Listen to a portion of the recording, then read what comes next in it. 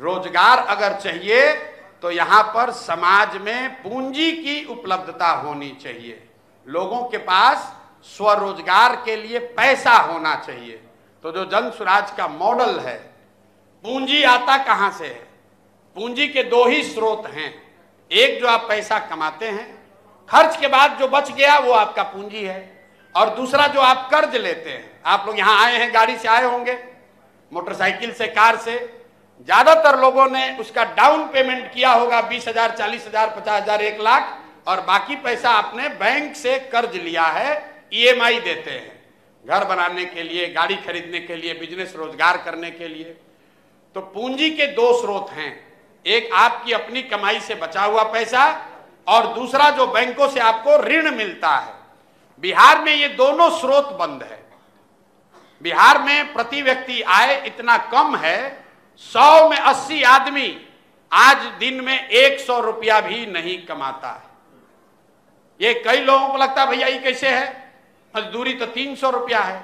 अरे भाई, मजदूरी अगर 300 है, मजदूर एक है, उसकी बीबी है, 4 बच्चे हैं, और अगर उसको 300 रुपया भी मिला तो दिन का 50 रुपया भी नहीं पड़ा, और वो भी 30 दिन उसको मजदूरी नहीं मिली, 15 दिन मजदूरी मिली तो उसको दिन का 25 रुपया पड़ा। तो ये सरकारी आंकड़ा है, याद रखिए। बिहार में 100 में 80 आदमी आज भी दिन में 100 रुपया नहीं कमाता है। तो जो 100 रुपया नहीं कमा रहा है वो बेचारा खाएगा क्या, बचाएगा क्या, पूंजी कहां से लाएगा? दूसरा जो पूंजी का स्रोत है जिससे कि जन स्वराज रास्ता निकाल रहा है रोजगार का, वो है बैंकों से मिलने वाला ऋण।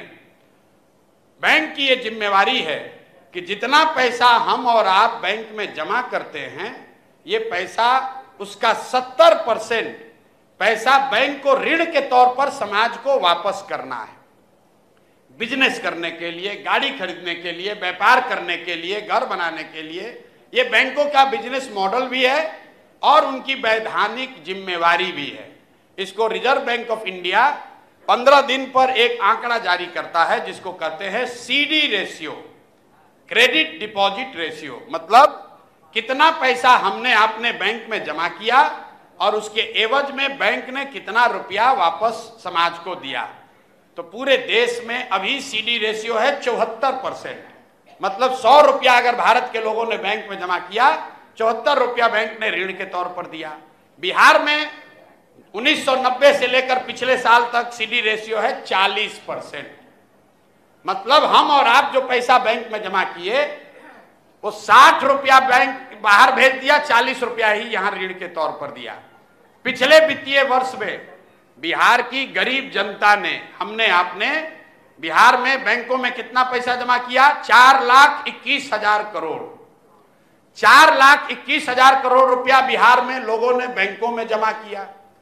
40% सीडी रेशियो होने की वजह से बैंकों ने 1,61,000 करोड़ रुपया ऋण के तौर पर दिया। बाकी पैसा कहां गया?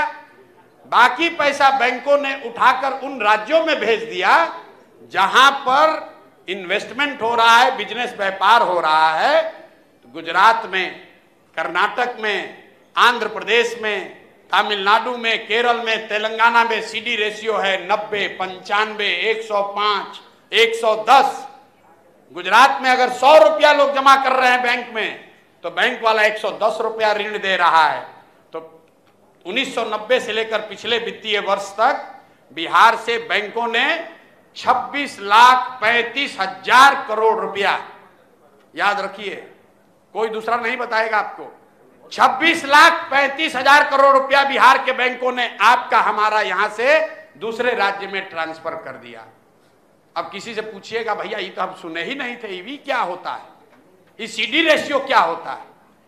तो जन स्वराज ने कहा है कि अगर श्रम का पलायन रोकना है तो सबसे पहले यहां पूंजी का पलायन रोकना होगा।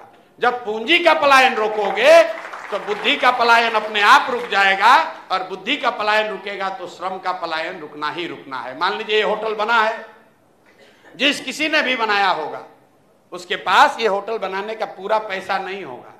1 करोड़ रुपया अपना लगाया होगा, 10 करोड़ रुपया लोन लिया है। अगर 10 करोड़ रुपया बैंक लोन न दे तो ये होटल नहीं बनेगा। अगर ये होटल बना है तो 25 आदमी को रोजगार मिला है, यहाँ इन्वेस्टमेंट हुआ है, यहाँ पर लोग आकर रेस्टोरेंट में खाएंगे, उससे सरकार का रेवेन्यू बढ़ेगा। तो जनसुराज ये कह रहा है कि पहले 1 साल में हम पलायन रोक देंगे। कई बार लोग कहता भैया कैसे होगा? बिल्कुल होगा, क्योंकि ये बैंकों की मनमर्जी नहीं है कि कितना पैसा देंगे। आपके ध्यान के लिए बता दें, देश के लेवल पे प्रधानमंत्री के अध्यक्षता में ये कमेटी होती है जो सीडी रेशियो का मूल्यांकन करती है, उस पर नजर रखती है। प्रधानमंत्री के चेयरमैनशिप में 15 दिन पर यह देखा जाता है कि सीडी रेशियो ऊपर गया कि नीचे गया। बिहार में मुख्यमंत्री के स्तर पर, राज्यों में मुख्यमंत्री उस कमेटी के चेयरमैन होते हैं, लेकिन जैसे बिहार में टीचर नहीं बात सुन रहा है, सीओ बीडीओ नहीं, डॉक्टर नीतीश कुमार का बात नहीं सुन रहा है, वैसे बैंकर भी बात नहीं सुन रहा है। तो अगर पूंजी का पलायन रोक दिया जाए तो पलायन रोकने में एक बहुत बड़ी सफलता मिल सकती है, बहुत बड़े स्तर पर स्वरोजगार पैदा होगा। दूसरा रोजगार के लिए हम लोग ये कह रहे हैं कि मनरेगा को कृषि से जोड़ दिया जाएगा।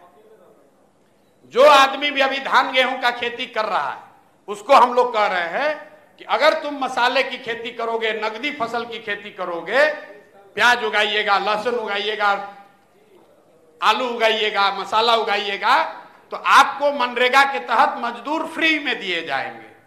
इसका फायदा क्या होगा कि एक तरफ जो मनरेगा में चोरी हो रही है वो बंद हो जाएगा और बहुत बड़े पैमाने पर लोग धान गेहूं को छोड़कर उन फसलों की खेती करेंगे जहां आधे एकड़ 1 एकड़ में आमदनी आपको ज्यादा हो, और वो मुफ्त में चूंकि आपको मजदूर मिलेंगे तो आप वो रिस्क लेना चाहेंगे। अभी आप सोचते हैं कि भैया मसाला खेती करेंगे तो लोग कहता भैया मजदूरें नहीं मिल रहा है।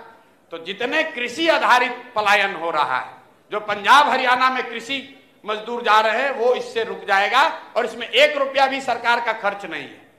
इसलिए नहीं खर्च है कि मनरेगा का पैसा केंद्र सरकार से मिलता है।